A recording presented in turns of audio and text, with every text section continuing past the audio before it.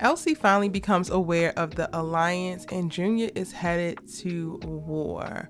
So are we about to see the first Duncan versus Duncan internal battle, because Larry's ass don't count?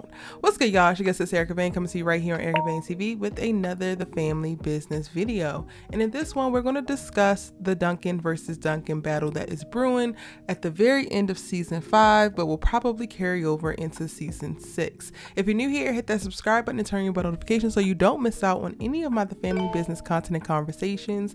Right now, I'm dropping new The Family Business videos every single day, exploring the various storylines, the cliffhangers, and the characters that we get to see in Carl Weber's The Family Business universe. If you're not new, welcome back, boo. You know how we do. Drop your thoughts, theories, and predictions in the comment section at any given point in time in the video, and let's just go ahead and get into it.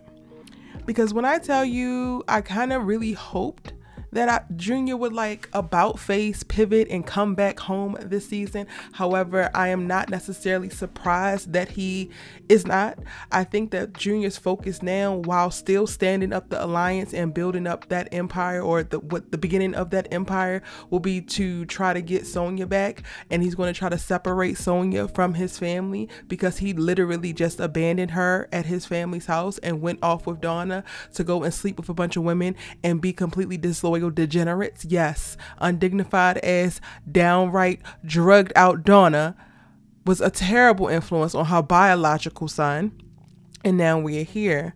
It's unfortunate that him realizing how wrong he was, or getting to a place of realizing how wrong he was and still is with how he handled his wife and her current now pregnancy, is not going to be an impact on making him reflect on all of his decisions, including his decisions to not only get recruited by Antonio to be in the alliance, but to be the figurehead, the faux leader of the alliance. Because Junior's little goofy behind, who was too busy worried about getting his wet, ignoring his wife, and running after his biological drugged out ass mama, can't see the signs that are right in front of him about how Antonio don't really believe in him. Antonio do not believe that you're actually the leader of this organization, and you are 100% one piece of a very important pie that is to annihilate Elsie Duncan.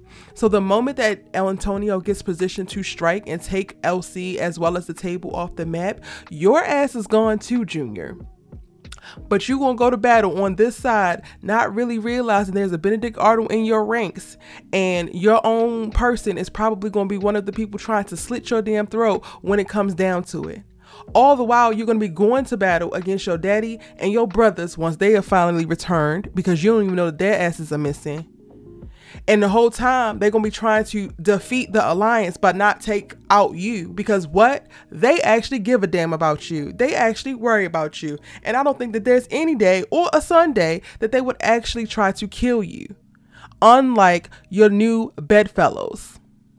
It's quite diabolical. Like, if you're still a Junior fan in season 5, baby, I'm going to need you to go ahead and repent. I'm going to need you to get in your journal. I'm going to need you to do some shadow work and figure out what you got going on. Because everything about Junior Duncan is wrong. But we're going to see it. And I'm not even going to lie, y'all. It is going to make for a little bit more entertaining television. This season has been slow. Like, while it has had its good moments, and while we are attached to whichever characters we're attached to, so that is keeping us engaged, when you really go back and think about the entire season as a whole, because I'm recording this prior to the season finale, it has not provided a great pacing for the way the storylines have rolled out. It has dragged a lot. It has felt very stuck in one place, regurgitating similar points for various storylines.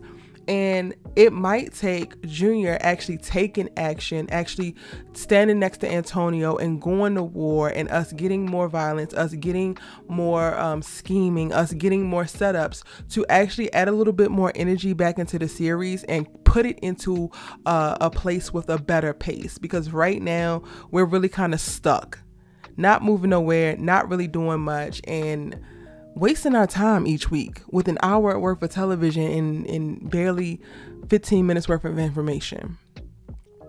Now, I think that LC being in the mindset that he is in now, because we haven't seen him actually go to Junior and try to talk to Junior himself. We watch everybody else go to Junior. I think that LC might be of the mind of, I don't give a damn what Junior got going on. And if he wants to act like this, he can go ahead and act like this. And once he finds out, because Brother Elijah is going to go tell him about the alliance, go and tell him about them taking out Brother Minister, and that's going to make LC decide to, like, one, retaliate, but also fight back and potentially squelch them. I think that he's going to do everything within his power to disenfranchise and dismiss Junior, not only as the leader of this particular organization, but anything that he wants to stand up opposite his family. Now, he is lucky because they actually do love him, and Chippy ain't going to let LC kill her son, because that is still her son.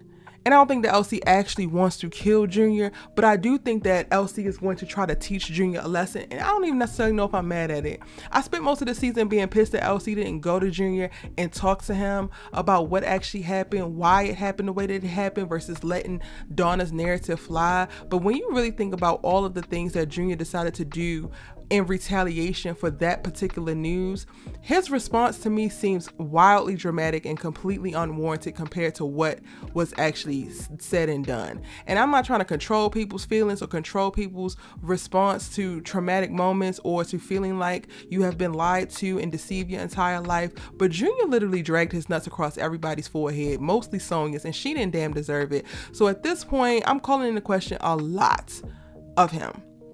And I won't necessarily be mad to watch LC get in his ass, and if he decides that he really wants to be the leader and he thinks he's gonna be the LC Duncan of the alliance, I'm not gonna be mad for LC to make him stand on that. And, like, let's see what you can actually do. Let's see what it looks like when you go up against your daddy and your two brothers. Let's see, because they are more than just brawn. Your ass is just brawn. You ain't brains, and you have proven that's this entire season. So let's see what it looks like when you actually try to run around with Antonio and Dominique and Alejandro, who I honestly don't think that Alejandro is fully in with y'all asses. And it's only going to take LC going to him, having a nice little shot of tequila and being like, yeah, you know, my bad on Consuela, and then he going to be back where he belongs. And again, y'all, I'm actually kind of excited to see the whole Duncan versus Duncan thing, because I do think that this is going to add additional energy and hopefully be the big canon event that Junior needs to put him back on the right path, whatever that's going to look like for his character.